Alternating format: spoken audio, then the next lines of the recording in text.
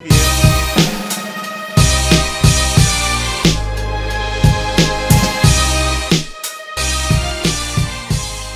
for connecting. This is Patrick J. Brown, your change architect, author of Change Matters. I wanted to share briefly as we close out this segment concerning the danger of complacency and how many times that complacency can trap us in mundane mentalities. We stay in a same roundabout type of approach and we cannot leave that inconsistency. Reminds me of when I injured my knee and had to have surgery. And we know pain indicates something is wrong. Something's out of order, but it also lets you know you're still living. Because if I don't have pain receptors, I don't know that something is out of joint, something's out of balance. So when I go through pain, that's not to shun the pain, to run from the pain, but to integrate that pain into your life as part of your journey. But there's also a danger of compromise as well. And compromising our authenticity of who we are because of the pain we're experiencing, because we've been let down, there've been betrayal, there's been other struggles, and sometimes we are our worst enemy because we're not seeing our dreams manifest at this present moment. This is so interesting because what that is helping us look at our strengths, the capacities that we have. Competency is about our skill sets. Competency is about recognizing the originality of the inexhaustible capacities that are inside of each person. So therefore there's no competition, really. There's no competition except for the competition that you have in yourself. You know, destiny, where you're going with your life, is placed inside of you, but it's determined by your decisions. It's determined by your discipline.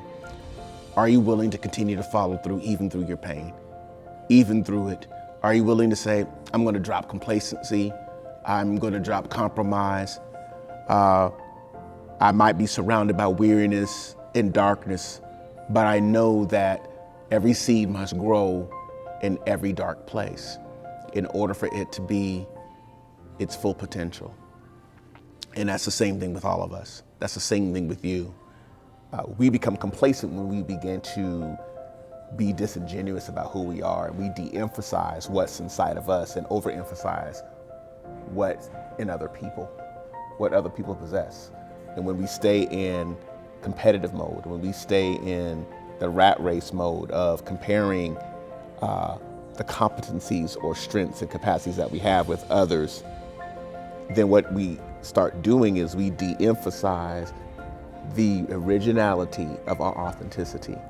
And that's what keeps us in perpetual states of depression, perpetual states of resetting goals every year, going back and forward, January 1, looking at, I have another resolution that I want to be able to achieve again. And we go through it every single year with this whole didactic approach to life instead of just letting things unfold from a true understanding of who we are and what we have inside of us. Before our due season, my friends, we must know we're still people of destiny.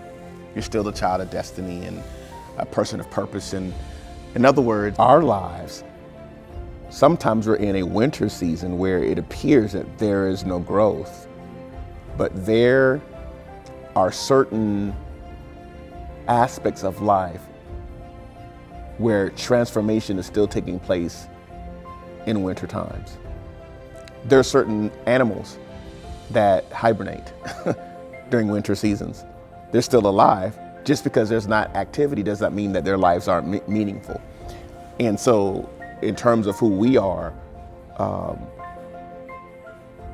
we might be in a season where it appears that it's dry, it appears that the ground is hard, or the ground of our life, the ground of our productivity. We can't turn the soil over of our hearts and the soil of our minds.